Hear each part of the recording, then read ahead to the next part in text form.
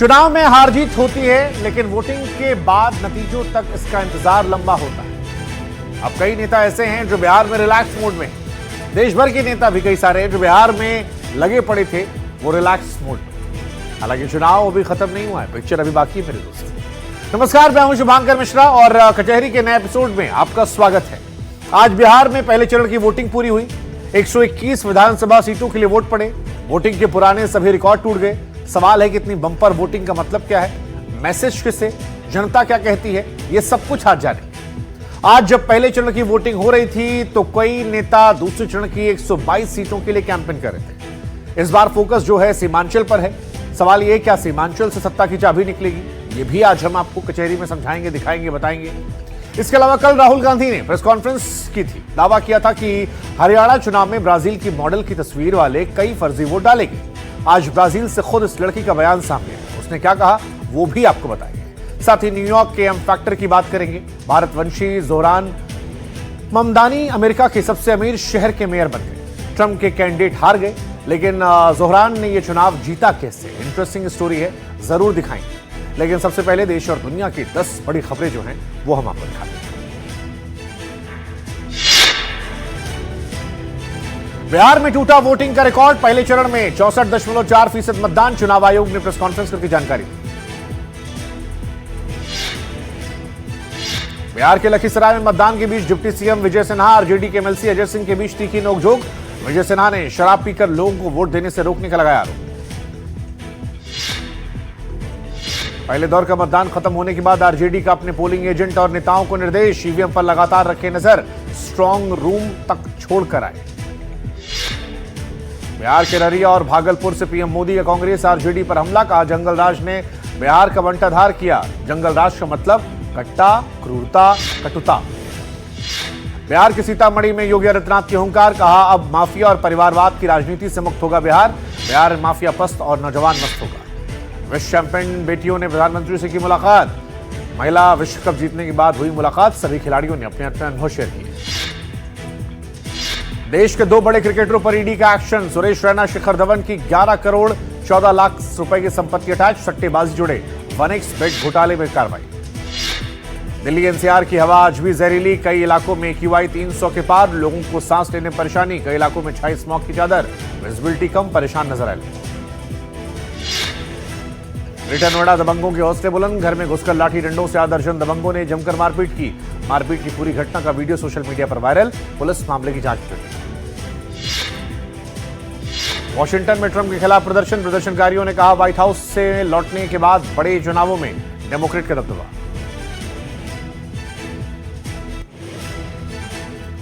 अब विस्तार से खबरों की पेशी करते हैं। आज पूरे दिन बिहार की तस्वीरें सामने आती रही। लंबी लंबी कतार थी। नेता, मंत्री, संतरी सब वोट डालने पहुंचे थे। लेकिन इस बार का चुनाव कई मायनों में खास था। खास तौर से जिस तरह पहले चरण में बिहार की जनता ने वोटिंग की, उससे लगता है कि नए बिहार ने सारे पुराने रिकॉर्ड तोड़ दिए। पहले चरण की 121 सीटों पर लोगों ने सीधे अपने मताधिकार का इस्तेमाल किया। कुछ आंकड़े आपको टीवी स्क्रीन पर हम दिखाने जा रहे हैं। इससे आपको अंदाजा हो जाएगा कि बिहार में वोटिंग का पैटर्न जो है वो क्या रहा। तो बता दें आपको कि 1952 में बिहार में पहली बार जब चुनाव हुआ था तब 42.6% वोट पड़े थे। 1990 में वोटिंग परसेंटेज बढ़ा था, 62.4% हुआ था। इसके बाद साल 2000 के चुनाव में 62.57% वोट पड़े थे। यह अभी तक का सबसे ज्यादा वोटिंग का रिकॉर्ड है। इसके बाद साल 2010 में विधानसभा चुनाव में 52.73% वोट। 2015 के चुनावों में 56.91% वोट। पिछली बार की बात की जाए तो 57.23% वोट पड़े थे। लेकिन इस बार सारे रिकॉर्ड टूटते नजर आ रहे हैं, पहले ही चरण में टूटते नजर आ रहे हैं। अब से थोड़ी देर पहले बिहार के चुनाव आयोग ने बताया कि पहले फेज में 64.46% वोट हुई है, जो बिहार में आज तक कभी नहीं पड़ा था। इसका मतलब हम निकालेंगे आगे।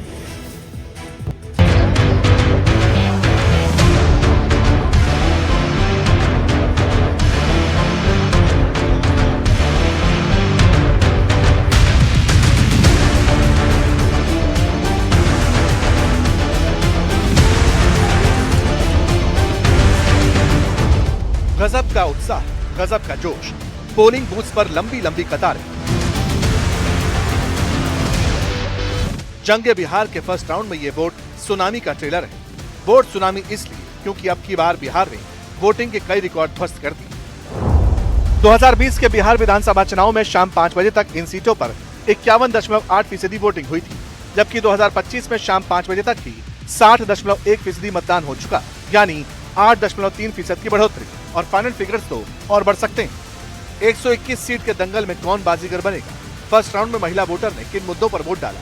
आधी आबादी किसे सत्ता की चाबी सौंपेगी और क्यों? खगड़िया में इसका जवाब मिला। क्या सोच के वोट करेंगे? क्या मुद्दे क्या है? अपना बच्चे के लिए करता है कोई भी आदमी। अच्छा, जी, विकास अच्छा होना चाहिए। जो अच्छा विकास करेंगे उसी को साथ हम हैं। हाँ। और जैसे बेरोजगारी ज़्यादा है बिहार में, गरीबी है, कोई भी नेता आए तो कम से कम इसका गरीबी हटाए, बेरोजगारी दे और आर्थिक स्थिति थोड़ा सुधारे। बिहार का पिछड़ा वर्ग बहुत है, बाढ़ के तरफ से बहुत परेशान हो जाता है, ये सब सुधारे। पहली बार हम पहली बार दे। तो पहली बार क्या सोच के वोट करेंगे? सरकार नौकरी दे, बेरोजगार को रोजगार दे और बिहार में विकास करे, अच्छा सब सारी चीज सुविधाएं दे। मुद्दा विकास का है, मुद्दा रोटी रोजगार का है। खगड़िया की नब्ज टटोलने के बाद एनडीटीवी सारण पहुंचा। पोलिंग बूथ पर लंबी लंबी कतारें लगी थी। सारण ने किस मुद्दे पर वोट किया, अब इसकी जांच की बारी थी। आपके लिए बड़ा मुद्दा क्या है? दीदी, होटल चलाना है। आपको भी होटल चलाना है? जी सर, वही में मदद चाहिएगा। आप चलाती हैं होटल? जी। तो आपका अपना होटल है और आप चाहती हैं कि आपका जो विधायक आए और जो नई सरकार बने आपको मदद करे उसमें? हाँ जी। मुद्दे के जो सरकार बने वो सहायता करे सब के हम लोग आदमी के तनी अच्छा से देखभाल करो। हमने के मजदूर आदमी बानी। आपके लिए सबसे बड़ा मुद्दा क्या है इस इलाके का, जिसको सोचकर आप वोट डालने आई हैं? हम तो ये सोच रहे हैं कि सबसे ज़्यादा ज़रूरी है कि यहाँ का जो सुरक्षा व्यवस्था है वो मेंटेन रहे इन फ्यूचर। और सेकेंडरी है कि जो महिलाओं के लिए उन्नति के कदम बढ़ाएं और जो युवा लोग हैं उनका स्कूलिंग अच्छा हो। मुद्दे अलग अलग हैं, लेकिन बिहार में वोटर का विजन क्लियर है। पहले राउंड की वोटिंग बिहार में सत्ता के समीकरण तय कर दिया है। 2020 के चुनाव में पहली चरण की 121 सीटों पर बेहद रोचक मुकाबला हुआ था। महागठबंधन को इन सीटों में से कुल 61 तो एनडीए को 59 सीटों पर जीत हासिल हुई थी। 2020 में आरजेडी ने 121 में से 42 सीटें जीतकर सबसे बड़े खिलाड़ी के तौर पर खुद को सामने रखा था। लेकिन अब की बार बिहार में किसकी लहर? कौन वोटर्स की पहली पसंद? वैशाली, बेगूसराय, सहरसा और मुंगेर के मतदाताओं ने किस मुद्दे पर वोट डाला? इसकी नब्ज हमने टटोली। स्टूडेंट के बारे में भी सरकार को सोचना चाहिए था। स्कॉलरशिप मिलना चाहिए स्टूडेंट लोग को पढ़ाई करने के लिए। तो सरकार सभी चीज़ों पर ध्यान तो दे रहा है, लेकिन स्टूडेंट के बारे में एक कदम और आगे तक सोचता तो ज़्यादा बेहतर होता।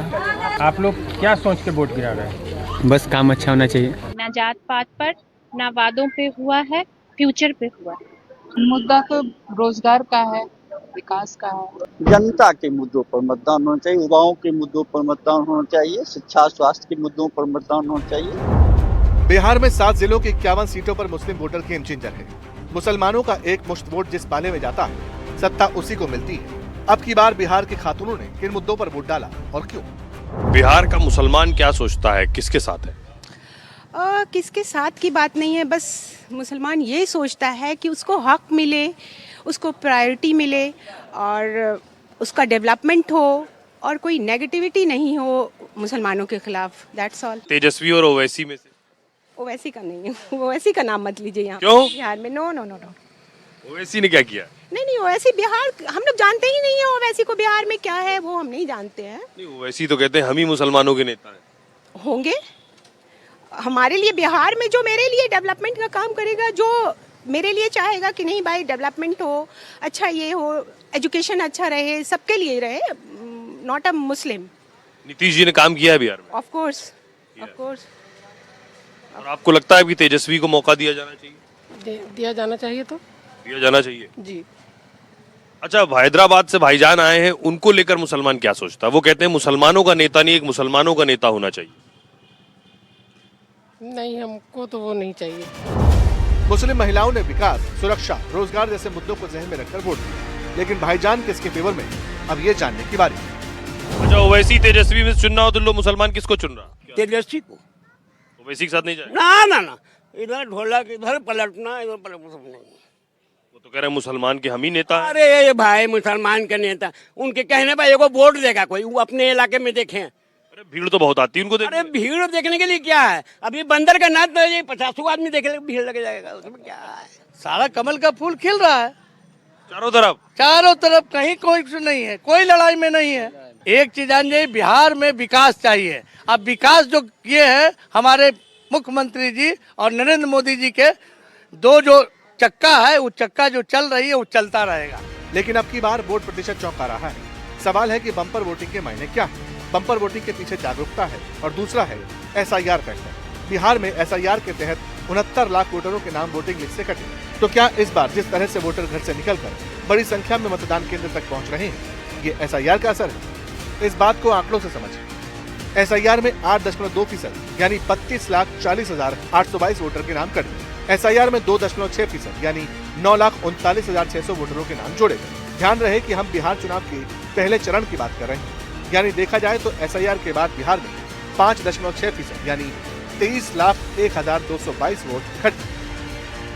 खैर, असर जिसका भी हो, लेकिन बिहार के पहले चरण में वोटर ने वोट डाला। अब ये वोट सुनामी किसका राज तिलक करेगी? पहले चरण में बिहार में कौन बाजी मारेगा और क्यों? पटना में इसका भी जवाब खंगाला गया।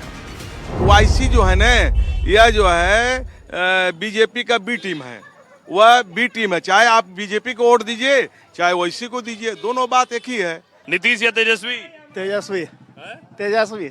नीतीश तेजस्वी? नीतीश कुमार। नीतीश कुमार काम किए हैं? काम तो कर ही रहे हैं, लेकिन घर नहीं मिला अभी तक। अभी तक घरों नहीं मिला है। अभी कह रहे काम कर रहा है, फिर कह रहे घर नहीं मिला। कहाँ मिला है? तो पुल बना रहा है, घर कहाँ मिला है? पार्टी जो है एक नंबर चल रहा है, वही चलेगा, भाजपा चलेगा। एक नंबर पे? हाँ। तेजस्वी? अभी उनका नाम अभी नहीं लिया जा रहा है, अभी दो नंबर पर है। 2 नंबर पर है। बिहार में पहला चरण हमेशा मनोवैज्ञानिक संघर्ष का मैदान रहता है। यहाँ जीत न सिर्फ सीट देती है, बल्कि पूरे राज्य में चुनावी हवा भी बनाती है। अगर NDA को फर्स्ट राउंड की चुनावी फाइट में बढ़त मिलती है, तो मैसेज जाएगा कि नीतीश और मोदी की जोड़ी अब भी जनता के विश्वास में जगह रखती है। वहीं अगर महागठबंधन पहले चरण में दम दिखाता है, तो ये बिहार में बदलाव के मजबूत संकेत देगा।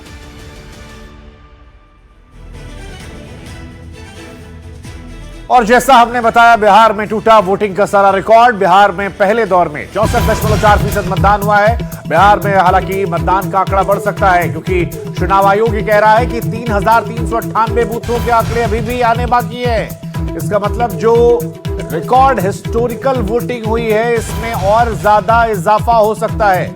चुनाव आयोग ने बताया कि इस बार महिलाओं ने बढ़ चढ़कर हिस्सा लिया है। वो किसके हिस्से में गई हैं, ये तो 14 तारीख को पता चलेगा। लेकिन फिलहाल जो पहले फेज में 64.कुछ% मतदान था, वो और ज्यादा बढ़ सकता है। अभी तक जो हमारे पास जो 45,341 बूथ हैं, इसमें से चूँकि अभी भी कुछ जगह वोटिंग चल रही है और कुछ जगह हम लोग डाटा अपडेट कर रहे हैं प्रिजाइडिंग ऑफिसर्स, तो 41,943 कितने का डाटा अपडेट हुआ है, इसके अनुसार 64.46% अभी मतदान का आंकड़ा है। अब सवाल यह है कि बिहार में बदलाव के लिए वोटिंग हुई है या फिर नीतीश का अंडर करंट है? क्या 10,000 की सौगात ने बदल दिया बिहार? क्या मुख्यमंत्री महिला रोजगार योजना के तहत सितंबर और अक्टूबर में 1 करोड़ महिलाओं के खाते में 10,000 जो ट्रांसफर हुए, उसके बाद महिलाओं की बंपर वोटिंग है?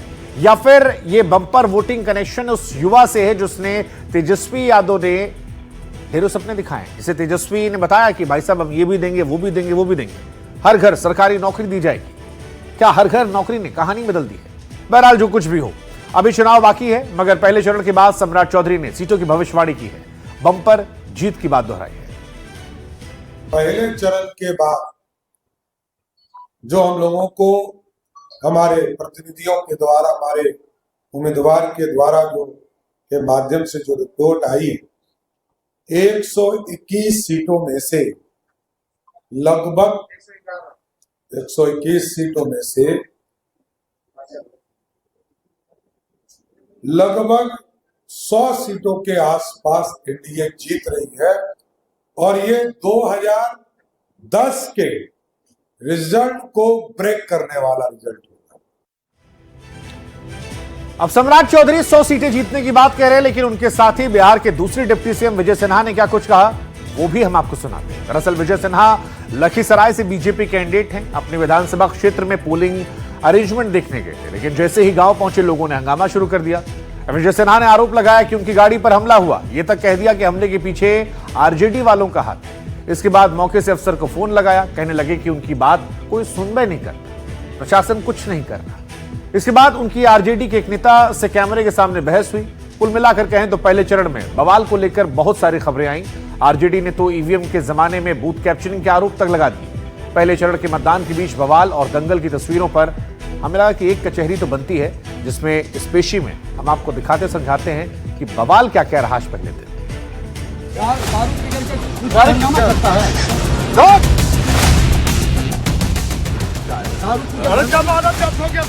राजद के गुंडा को ठीक कर देंगे।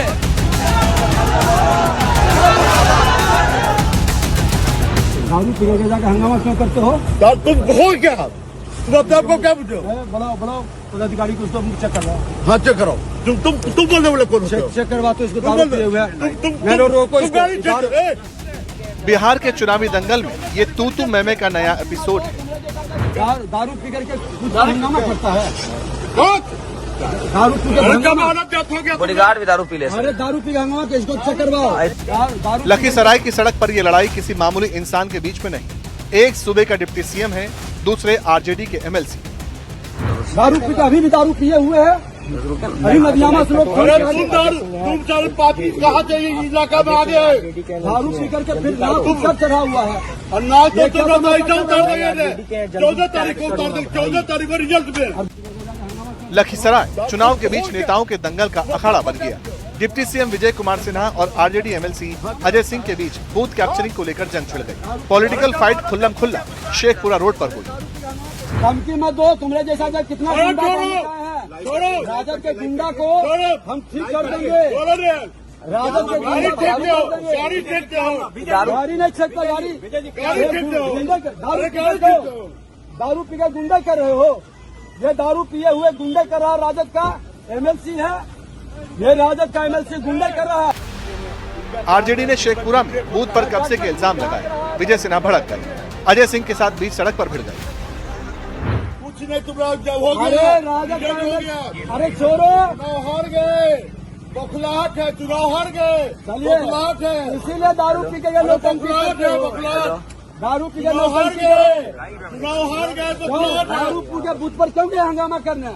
अरे तुम्हारा गुंडा कब्जा कर रहा था जो लाखों रुपया पकड़े। सबसे बड़ा गुंडा तो तुम हो जो गुंडे करते हो जाके दारू पी के। कब्जा करना चाह रहा था, नहीं होने दिए। सड़क पर दोनों का काफिला रुका रहा। गुंडागर्दी, दारूबाजी और दबंगई जैसे शब्दों की मिसाइल दोनों नेता एक दूसरे पर दागते रहे। ये सरकारी देख लीजिए कितना जबला लेकर चल रहा है। इनको राइट है। आप देख लीजिए कि कौन गुंडे कर रहा है। गाड़ी छेक के हमारा गाड़ी को रोका है। गुंडे करते दारू इनका जांच करवाइए। तुम कौन होता है? जांच होगा, आपका जांच होगा। जांच में शासन करेगा रे।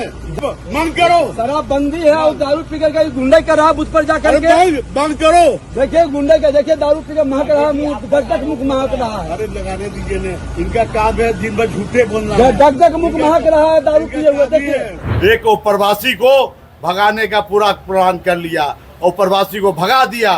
और आप बताइए, हम जिला का बेटा 50 साल से सेवा कर रहे हैं, हमको बदनाम करने का कोशिश किया।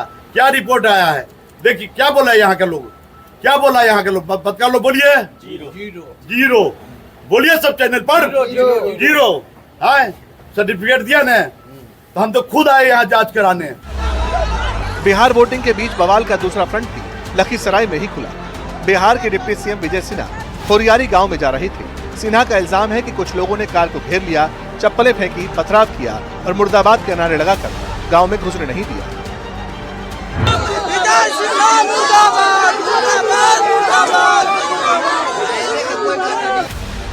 गांव वालों ने रास्ता रोका तो विजय सिन्हा भड़क गए। गाड़ी की फ्रंट सीट से बाहर खड़े हो गए। गांव वालों को मैसेज देने लगे। लो विजय सिन्हा जिंदाबाद हो गया, जीत गया।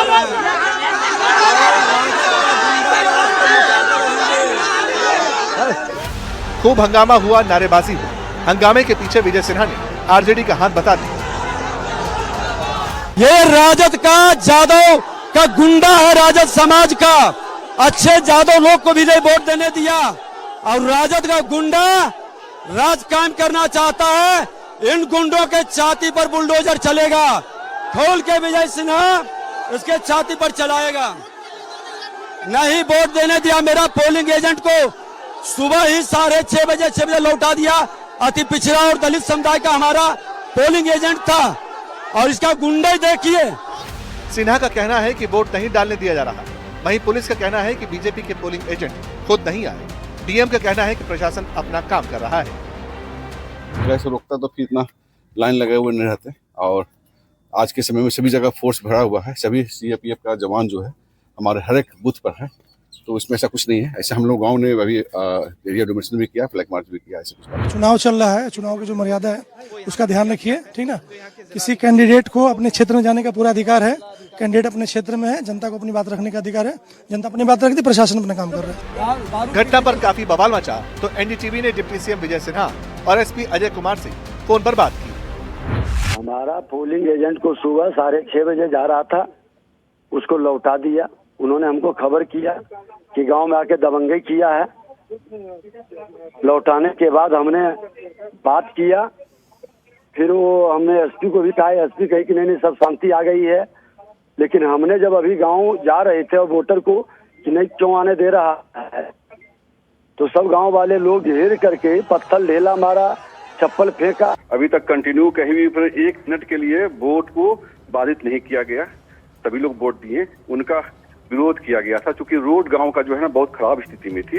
और इन्होंने बताया कि 5 साल में पहली बार आ रहे हैं, क्या आ रहे हैं, इसका विरोध था। और सिर्फ गोबर फेंका गया है, कोई एक नहीं किया गया, शीशा उसा कहीं टूटा फूटा नहीं है। मुद्दा और गरमाया। विजय सिन्हा के बयान का एक और बाउंसर आया। सिन्हा साहब ने कहा उन्हें प्रशासन पर भरोसा नहीं, पुलिस का सपोर्ट नहीं मिल रहा।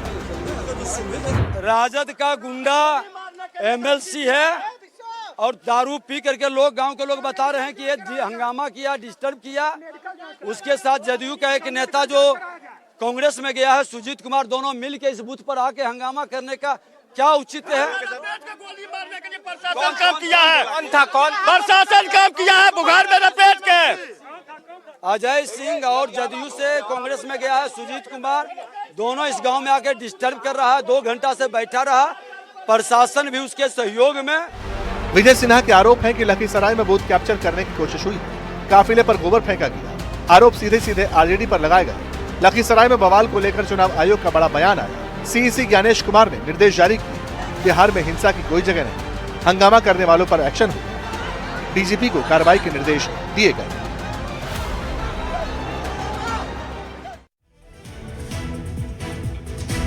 अब आप सोचिए कि यह हाल तब है जब बिहार चुनाव का पहला फेज हुआ है, लेकिन अभी असली खेल बाकी है। 122 सीटों के लिए 11 नवंबर को चुनाव होना है और इसी को लेकर नेताओं ने कैंपेन का नेक्स्ट लेवल पहुंचा दिया। बड़े बड़े स्टार कैंपेनर एक दिन में 3 से ज्यादा पब्लिक मीटिंग कर रहे, लोगों के बीच जा रहे। एक वोट की अहमियत क्या है ये बखूबी समझ रहे हैं। इसीलिए विकास की बात तो करते हैं, लेकिन साथ ही विरोधियों पर हमलों की धार और तेज करने में पीछे नहीं आते। और इस बार तो मुकाबला उस सीमांचल में भी है जिसे बिहार की सत्ता की कुंजी कहा जाता है। इसी सीमांचल में आज नरेंद्र मोदी, राहुल गांधी मौजूद थे। योगी आदित्यनाथ ने भी कैंपेन किया और असदुद्दीन ओवैसी भी भाईजान के बीच थे। सवाल यह है कि सीमांचल का रुख क्या होगा? क्या इस बार सीमांचल सरप्राइज देगा?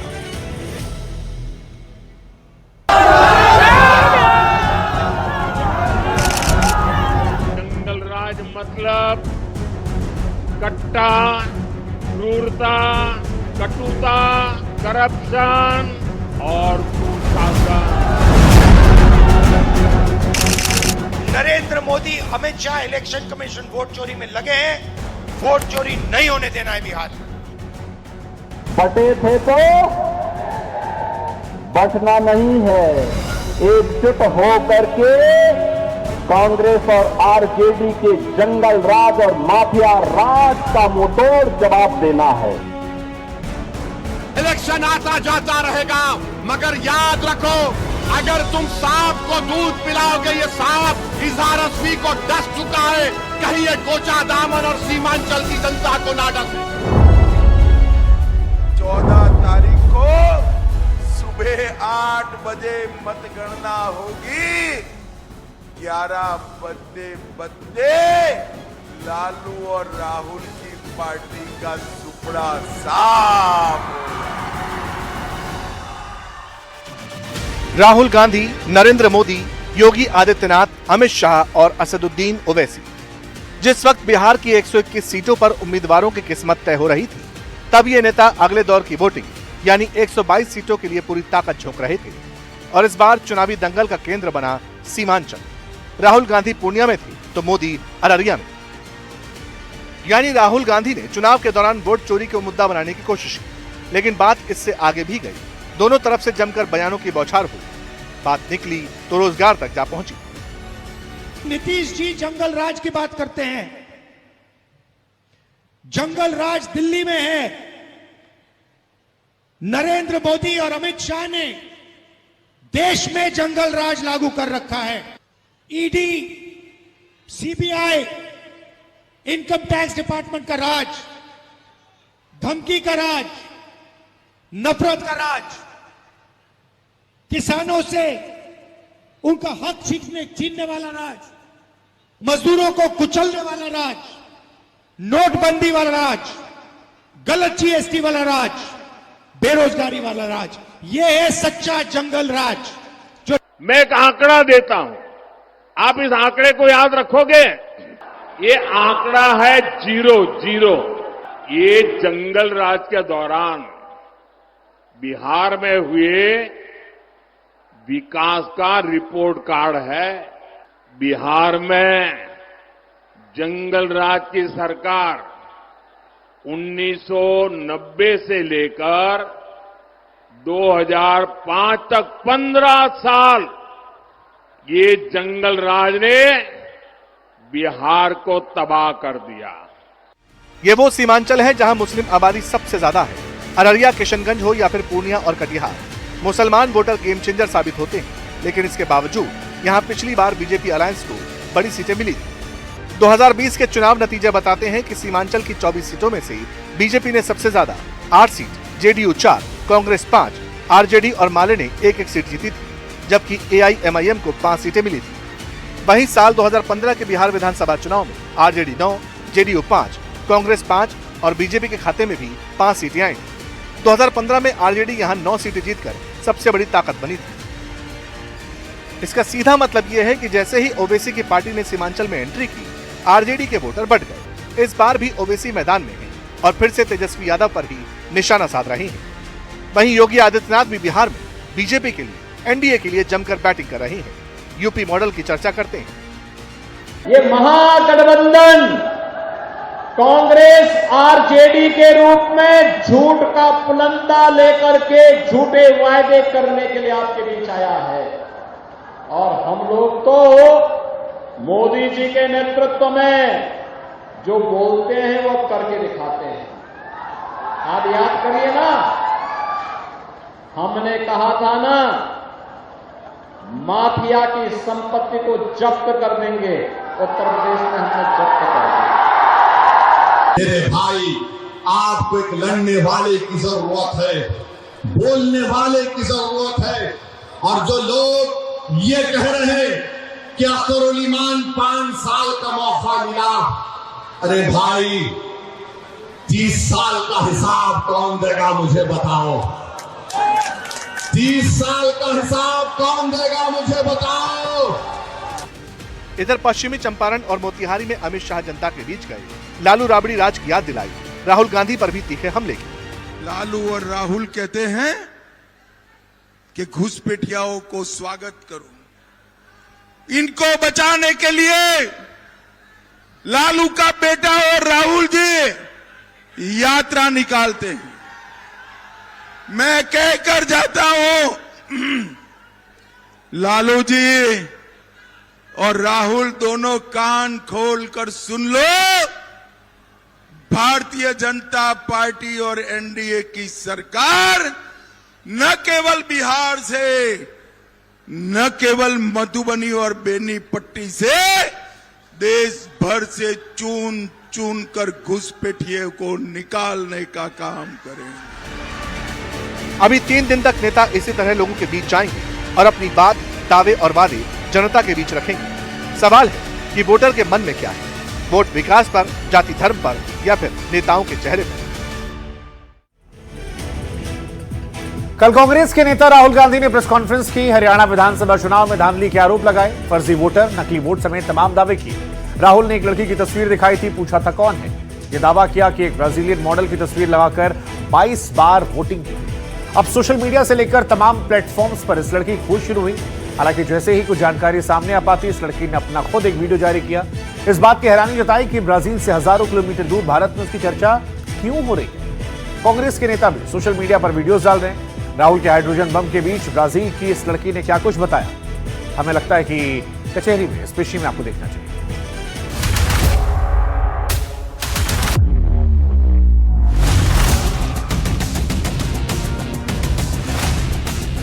5 नवंबर को 1 घंटा 20 मिनट यानी करीब 80 मिनट तक राहुल गांधी ने एच फाइल्स को लेकर प्रेस कॉन्फ्रेंस की। उन्होंने इस दौरान वोट चोरी के आरोप लगाए। लेकिन राहुल की प्रेस कॉन्फ्रेंस में सबका ध्यान एक लड़की की फोटो पर गया। बताया गया कि ये ब्राजीलियन मॉडल है जिसके नाम पर हरियाणा में फर्जी वोटिंग हुई। अब उसी लड़की का वीडियो सामने आया है। 58 सेकंड का उनका ये वीडियो इस वक्त पूरे देश में जमकर सर्कुलेट हो रहा है। लड़की का नाम लारिसा नेरी। चूंकि उनका बयान पोर्चुगीज लैंग्वेज में आया, हमने आपकी सुविधा के लिए उसका ट्रांसलेशन किया है। Eu tava novinha na foto, devia ter uns 20 anos, 18 anos. Tô usando a foto minha pra fazer, eu não sei se é uma eleição, alguma coisa de que tem que votar. E na Índia, tô me colocando como indiana. सोचिए, internet और social media की इस दुनिया में किसी को कितनी आसानी से ढूंढा जा सकता है। जो लड़की दिल्ली से 14,000 किलोमीटर दूर थी, जिसके फोटो के साथ राहुल गांधी की प्रेस कॉन्फ्रेंस में कैप्शन दिया गया था, ये कौन है? वो सामने आकर अपना प्रोफाइल बताती रही। लारिसा के बयान का पूरा अनुवाद सुनिए। Golpe nos outros, gente. Olha que loucura. Que doideira é essa que mundo nós estamos vivendo? Aí um repórter me chamou, querendo saber sobre esse trem, ligou lá no salão, no meu emprego, querendo conversar comigo pra entrevista. Aí eu não respondi. Falei pra Tatá não passar meu número e tal. Aí o cara achou meu Instagram, me chamou no Instagram. Agora uma outra pessoa que não tem nada a ver com o assunto, uma amiga minha de outra cidade, me manda uma foto. Vou colocar aqui pra vocês, aqui embaixo pra vocês verem. Aqui. Vocês não vão acreditar, não. Ô, gente. पहले ये दावा किया गया था कि लड़की एक model है, ब्राजील की रहने वाली है, लेकिन लारिसा ने कहा कि वो मॉडल नहीं है। पता ये भी चला कि लारिसा ब्राजील के दूसरे सबसे बड़े राज्य मिनास जेराइस की राजधानी बेलो हॉरिजॉन्टे में रहती है। वो एक हेयर ड्रेसर हैं, उनका अपना सैलून है और वो कभी भी ब्राजील से बाहर नहीं गई, हिंदुस्तान तो कभी नहीं। वैसे इन्हीं लारिसा की तस्वीर दिखाकर राहुल ने दावा किया था कि कभी स्वीटी, कभी सीमा, कभी कुछ और नाम से इस तस्वीर का इस्तेमाल किया। 10 बूथ पर 22 बार वोट डाला गया। राहुल ने इसे सेंट्रलाइज्ड ऑपरेशन बताया, यानी ऐसा काम जो किसी एक बड़े सेंटर से किया जाए। मैं आपसे पूछना चाहता हूं और हरियाणा के युवाओं से पूछना चाहता हूं, हरियाणा की जनता से पूछना चाहता हूं कि ये कौन है? इसकी एज क्या है? ये कहां की है? इसका नाम क्या है?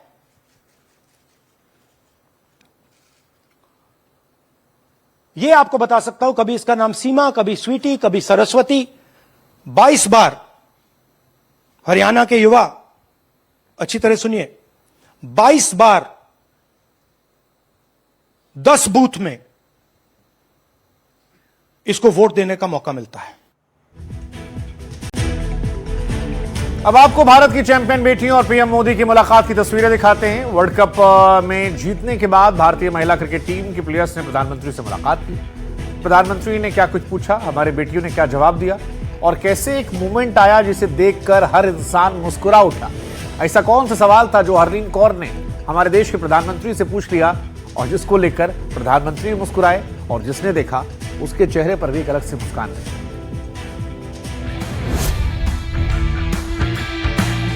सर, मुझे अभी भी याद है कि जब हम 2017 में आपको मिले थे, उस टाइम हम ट्रॉफी के साथ नहीं आए थे, लेकिन ये हमारे लिए बहुत ऑनर की बात है कि इस बार हम आपको जिसके लिए हम इतने सालों से मेहनत कर रहे हैं वो ट्रॉफी यहाँ पे लेकर आ पाए और आपने आज हमारी खुशी वो 2 गुना और ज़्यादा बढ़ा दी है और हमारे लिए ये बहुत ऑनर की बात है।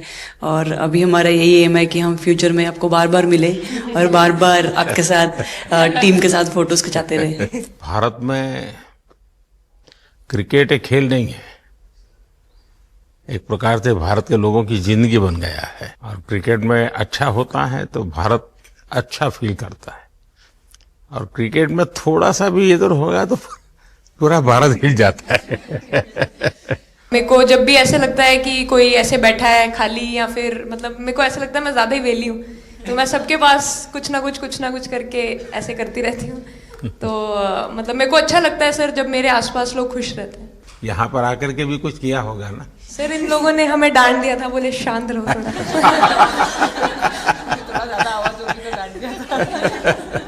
सर मेरे को आपकी स्किन केयर रूटीन पूछना है। आप बहुत ग्लो करते हो सर।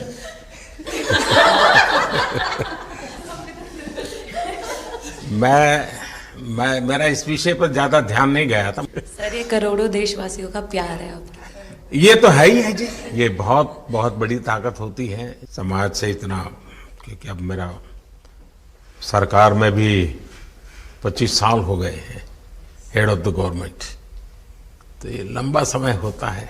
उसके बाद भी इतने जब आशीर्वाद मिलते हैं तो उसका एक तो प्रभाव रहता है। सर एक स्टोरी बताना चाहूँगा, एक किस्सा। हम जून में इंग्लैंड में थे, तो वहाँ पे हम किंग चार्ल्स से मिले, पर वहाँ पे प्रोटोकॉल था 20 जनों का ही। तो जो सपोर्ट स्टाफ है तो वो आ नहीं पाए, सारे प्लेयर्स थे और 3 स्किल्ड कोचेस लेके गए। तो मैंने अपने सपोर्ट स्टाफ को कहा कि I am extremely sorry but protocol 20 लोगों का ही है। तो उन्होंने जैसे थोड़ा सा मैनिफेस्ट किया। मैं बोला ठीक है, ये फोटोग्राफ नहीं चाहिए हमें 4 नवंबर को या 5 नवंबर को मोदी जी के साथ फोटोग्राफ चाहिए आज वो दिन। जैसे मैनिफेस्ट। तो डीएसपी आज आप लोगों ने क्या किया? आपको सबको सूचना देती रही होगी, हाँ? कंट्रोल करती है सबको। नहीं सर, मतलब वेट था आपसे मिलने का और बस एंजॉय करा और इस चीज़ का वेट था कि आपसे मिलेंगे। बट मेरे को याद है आपने 2017 में मेरे को बोला था कि वही एक प्लेयर है जो उठ के चलना सीखे, उठ के अपने फेलियर से बाहर निकले, बस लगे रहो, मेहनत करते रहो, मेहनत करना मत छोड़ो। तो आपका वो एक वर्ड मुझे मतलब हमेशा मोटिवेट करता है। आप ये टैटू लगा के घूमती रहती हैं, तो हनुमान जी तुम्हें क्या मदद करते हैं?